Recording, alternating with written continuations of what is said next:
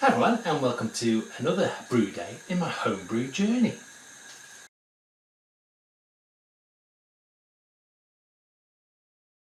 Now, the perceptive of you will notice a computer technology in the background because I've just got my beersmith stuff. So today is I'm just doing a one pot short brew because all my other pots are taken up with other stuff, and I'm going away for a week soon. So as well. So I'm going to do my first brew using beersmith and all the chemical nonsense. What I'm going to do is a London porter because I'm going to need to make some water additions. So what I've done is I've put my water onto there, fed all the nonsense in, which was reasonably easy to do, and it spat out a couple of things for me to put in, and so that's what I'm going to do. So basically though, the recipe for today is 900 grams of Maris Otter. It's 150 grams of Crystal 60, 100 grams of Crystal 150, and then 50 grams of flaked wheat. I'm going to use 10 grams of Challenger, like I do with my stout, at 60 minutes in the boil, and then I'm going to hopefully be able to use some SO4 yeast I'm using because I haven't got any USO5. I'm going to use some SO4 yeast. I'll pop that back in there, quick chop, and I'll use third of a packet for that.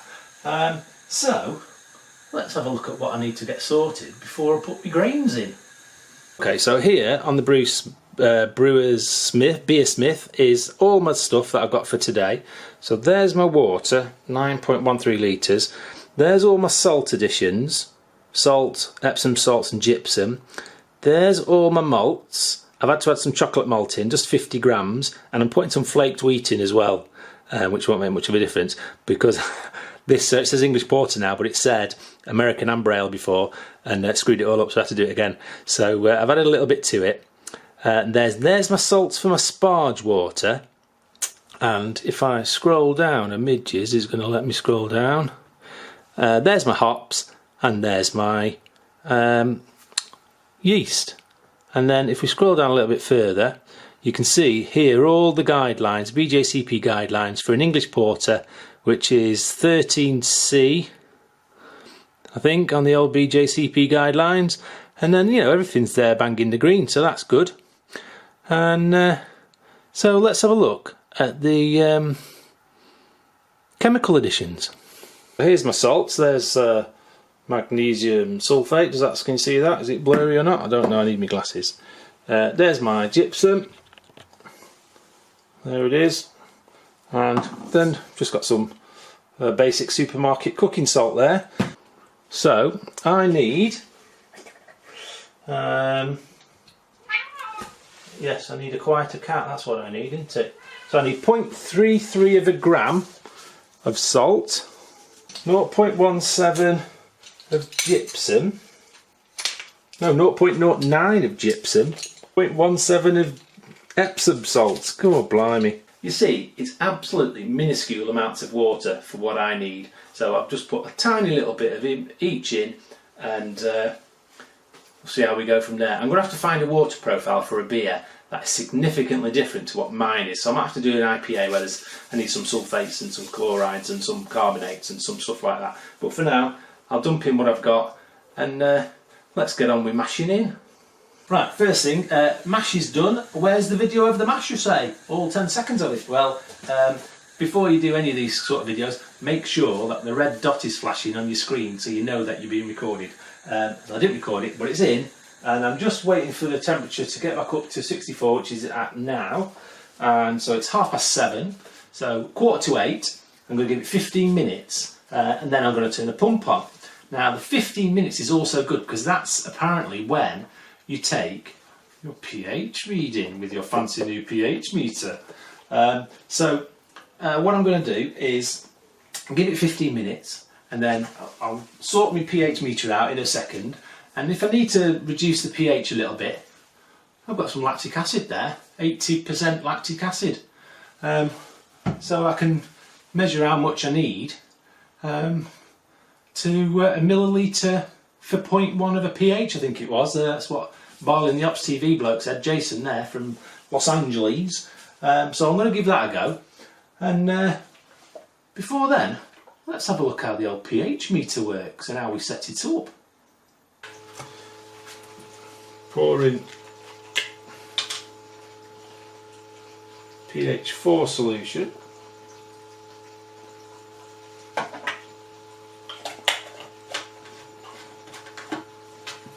Which looks tight, that's a cute little bottle, isn't it?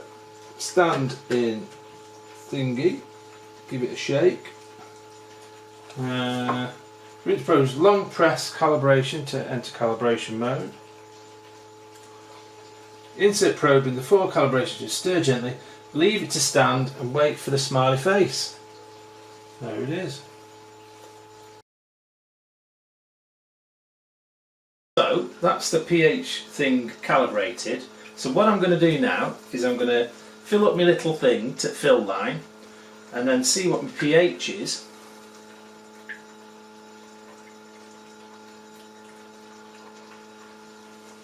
I might have to wait for it to cool down as well because that's really hot. Well, we'll leave it to cool down and then we'll make an adjustment. I really don't know what I'm doing. Okay, so first test of the old pH meter, no lactic acid or anything, and that is what I'm on. 5.4, smack on, bangaroony. I'm proper happy, that should be good. Excellent stuff, no lactic acid needed. Right, so as it stands, everything is going okay. I'm just going to put a little bit of heat back on there. Temperature there was a little bit hot, but never mind. Everything so far is going okay.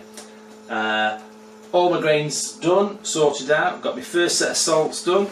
Here's my second addition of salts that I'm going to put in my sparge water in a second.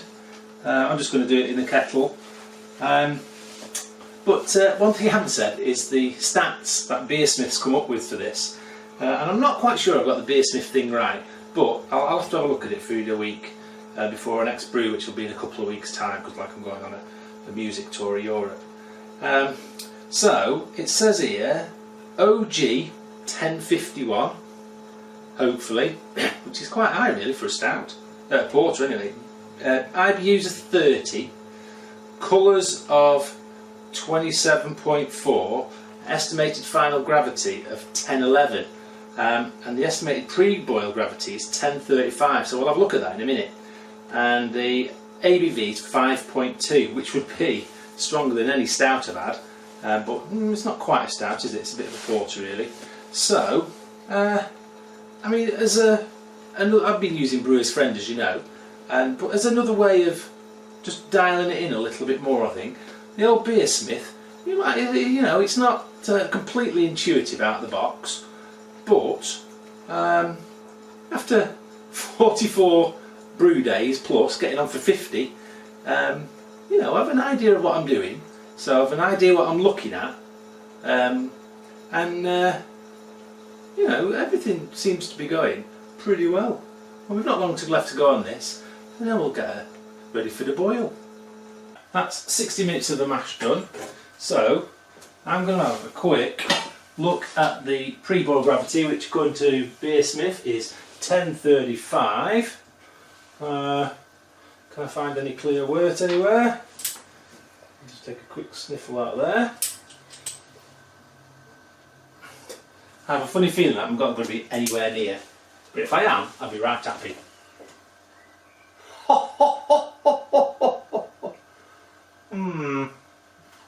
Right, I'm at 1040, but I've still got a little bit of sparge water to do, so let's take another reading after we've sparged. I've got 1.7 litres here, so I'm going to pour this into my jug, which has got all my salts in it. It's at 75 degrees.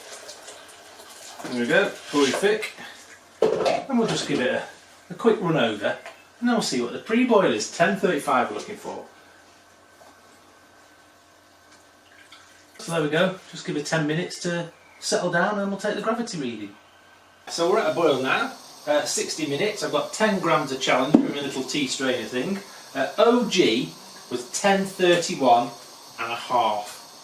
I'm being a bit optimistic with it. But you know, only a couple of points out, so not too bad. But we'll give that a dunk. Hope it doesn't boil over. There we go. And we'll see her at cooling down time. Okay, 15 minutes to go. And I've just got my little end of a teaspoon of Whirlfloc. So I'll give that a mix round. And we'll see you in 15 minutes for a final gravity reading. Right, so I'm not going to whirlpool tonight, but I'll just do a quick final gravity reading before. Oh, there's lots of nasties in there. Maybe I should whirlpool. But we are at. Oh, bang on! Just 1 second. Oh yes, spot on. Hey, bang on at 10:51.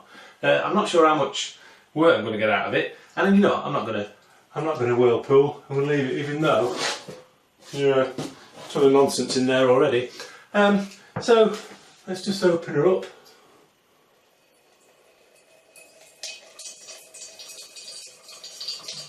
There she goes, going in there, as you can see. So all I'm going to do is put her in there, and then I've got midges of some SO4 there.